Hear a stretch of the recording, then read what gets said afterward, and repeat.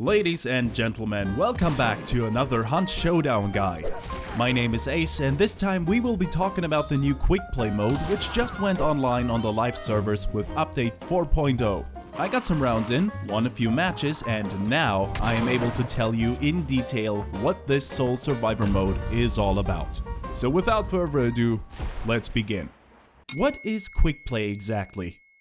Quickplay takes a lot of pages out of the Battle Royale book. It is a fast-paced solo mode where you will only have a limited amount of time to accomplish your goal. And just like in every other BR mode, you will start the game almost naked.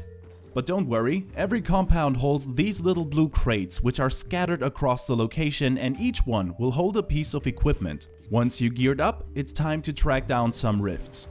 These ripples in space act just like the clues in the original game mode. You discover one, you get some money, the map will gray out some locations, and then it's time to find another rift.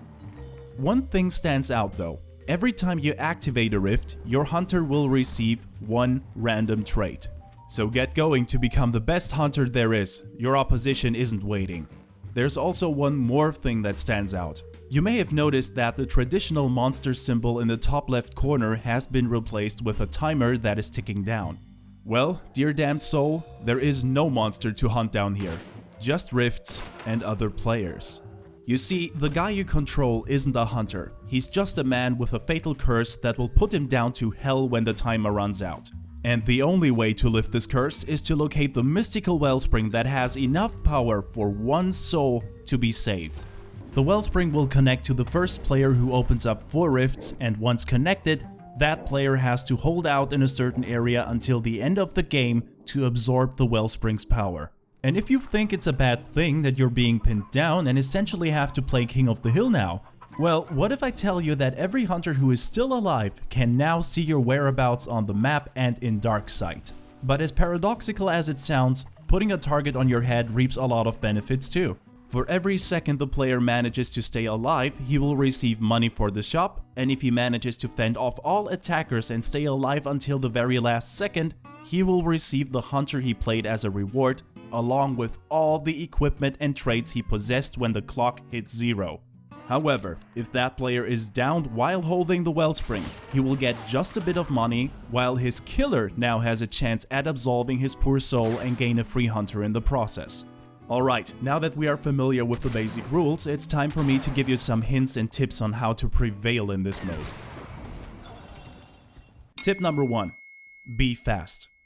This is especially true for the early game. More often than not, you won't be spawning alone, so your opponent will grab a weapon, wait until you arrive to get the rift, and then he's gonna bust a cap up your tardy ass. If you want to prevent this, then I'd suggest you get a weapon before he does, or outright duel him as soon as you see him. Of course, you could wait until everybody's gone. But if you do that, there might be no good weapon left for you, which leaves you extremely vulnerable until you get to the next compound.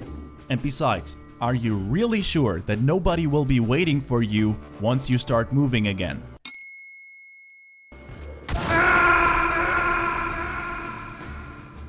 It also pays off to be the first hunter to activate the wellspring.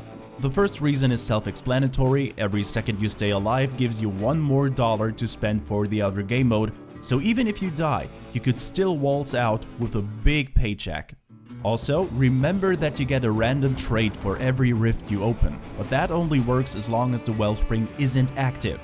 Once the target is up, the rifts get deactivated, which means no more traits for anybody. You are the only one with 4 traits now. And now imagine getting a free hunter that comes loaded with 4 traits before he even got to level 2. Tip number 2. Read the situation. Repeat after me. You are never alone. Never. But if you're a pragmatic person, you can use these players to your advantage. Let's look at the clip from the beginning again for a rather obvious example. I know for a fact that my target is down there. He was camping there ever since he activated the well. And of course I wanted to go down, but then I heard another player. Now instead of killing him, I waited for the right moment to strike. Either he kills the guy, feels relief for a second and I reap him then, or I jump in and get both. It's a win-win because in both scenarios they surely won't be focused on me. But in all fairness, I have to admit that it sucks when the same thing happens to you, and believe me, it will happen. Furthermore, a lot of players made it a habit to rift camp, but fortunately they now and then make a few mistakes. An open barn door or missing zombies can be a sign that somebody at least was here. If you don't want to get ambushed, then look for subtle hints like these. They can save your life. One more tip I want to leave here is that you should modify your gear when you feel that your current weapon isn't fit for the job.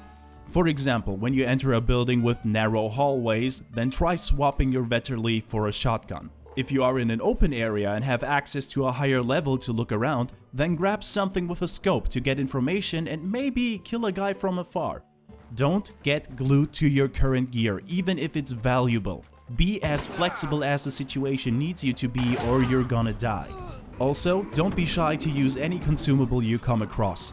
Pretty much every location holds a ton of explosives and vitality shots, ready for you to use, so if anything stands between you and your goal, you have permission to blow it up with all you got. Tip number 3. Be aggressive, but stay low. Yes, Quickplay encourages you to go all out, but stealth is still preferred over anything else. The basic rules of Hunt did not change, and firing a shot still signals everybody else where exactly you are and which weapon you have. And unlike in the original game mode, you can't escape whenever you feel like it. There are no exit points here. At the end of this match, there can only be one. So it's in your best interest to play fast, aggressive, and as silent as you can, while investigating every sound you hear to take out the competition before they even become a threat. Tip number 4. Pick your spot and your strategy. First of all, the position of the wellspring is not fixed. Once you have 3 rifts, there will be at least 2 areas open for you to go. Each location has a rift and the wellspring will open once you activate your 4th. So if you have the time, then pick an area you are familiar with. And let's say you are the first to control the wellspring and you still have a lot of time left. You know what that means, right? Other players are coming for you, but your moving space is now limited, you can't get away. Now, should you camp down at one spot and blast everyone away? Well, yes and no. It all depends on where that ring will appear, how many players are still alive, and your current equipment. Yes, sometimes it's best to block all the exits with wire bombs and just, I don't know, drink some tea while everyone else is trying to get down to you. Plus, you can reduce the time you need to hold out by killing some contestants yourself. That's right, for each guy the wellspring holder knocks out, more and more time will get shaved off the clock. This is a punishment for everyone else and a reward for the target. However, if you start running around, in that limited space you have, everybody else will do the same, and then there's a good chance that these people will start fighting each other because each of them is forced to reveal their position to follow you. Also, being on the move guarantees a bit of distance between you and your opposition. Well, at least until you get to the end of the circle, but if you then have another place ready to hunker down which is just barely in your circle, well, then the match is as good as won. Whatever you do though, spatial awareness will get you very far in this game mode. So check your map every once in a while when you are the one who controls the wellspring.